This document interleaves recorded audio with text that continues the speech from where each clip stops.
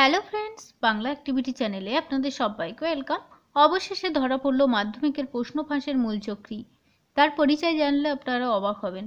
জানেন তিনি কে? চলুন এই ভিডিওতে আমরা দেখে নিই। অন্যান্য বছরের মতো চলতি বছরে তীব্র ঘেরাটোপের মধ্য দিয়ে শুরু হয়েছিল মাধ্যমিক পরীক্ষা। তারপরেও কোনো না কোনোভাবেই কিন্তু প্রশ্নপত্র ফাঁস হয়ে গিয়েছিল। আর এবারে প্রশ্নপত্র পড়ুয়াদের হাতে তুলে দেওয়ার জন্য তৈরি হয়েছিল একটি বিশেষ হোয়াটসঅ্যাপ গ্রুপ।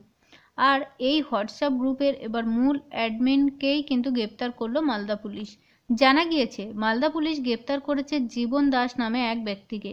সে পেশায় একজন গৃহশিক্ষক। সূত্র মারফত জানা গিয়েছে জীবন দাস গৃহশিক্ষকতা ছাড়াও নিজের কোচিং সেন্টার চালাতেন। মালদার মানিকচকের গোপালপুরের বালুটোলা থেকে গ্রেপ্তার করা হয় জীবন দাসকে। গত শনিবার ইংরেজি পরীক্ষা দিন এনায়েতপুর হাইস্কুল থেকে প্রশ্নপত্র ফাঁস হয়। পরীক্ষা শুরু হওয়ার কিছুক্ষণে সোশ্যাল মিডিয়ার ছড়িয়ে পড়েছিল কিন্তু এই প্রশ্নপত্র। এরপরেই নড়েচড়ে বসে স্কুল কর্তৃপক্ষ। তড়িঘড়ি তল্লাশি চালিয়ে 7 জন পরীক্ষার্থীর কাছ থেকে 7টি মোবাইল উদ্ধার হয়।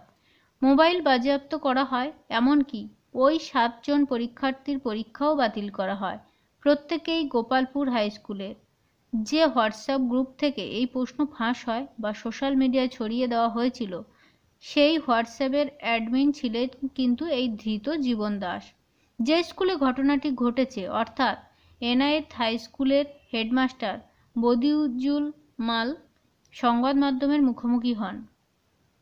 তিনি জানান, ওই পরীক্ষার্থীর স্কুলে তিনি একটি হোয়াটসঅ্যাপ গ্রুপের কথা জানতে পেরেছিলেন। এমপি 2024 কোশ্চেন আউট এইরকম নাম দিয়ে কিন্তু হোয়াটসঅ্যাপের গ্রুপ ছিল ওই পরীক্ষার্থীদের মোবাইলে। হোয়াটসঅ্যাপ গ্রুপের সদস্যের সংখ্যা প্রায় 51 জন। তাহলে ফ্রেন্ডস, বুঝতে পারছেন শিক্ষার কত দূর অবনতি হয়েছে।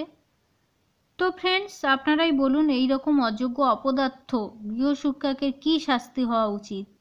সমাজে যদি এই রকম কুলাঙ্গার শিক্ষক থাকে তাহলে অবনতি ছাড়া তো উন্নতি কখনোই হবে না, বরং ছাত্র জীবনে বিরাট প্রভাব পড়বে। তো অবশ্যই আপনাদের মতামত কমেন্টের মাধ্যমে জানান। আর চ্যানেলে নতুন হলে অবশ্যই চ্যানেলটিকে সাবস্ক্রাইব করে সঙ্গে থাকবেন। সকলকে ধন্যবাদ।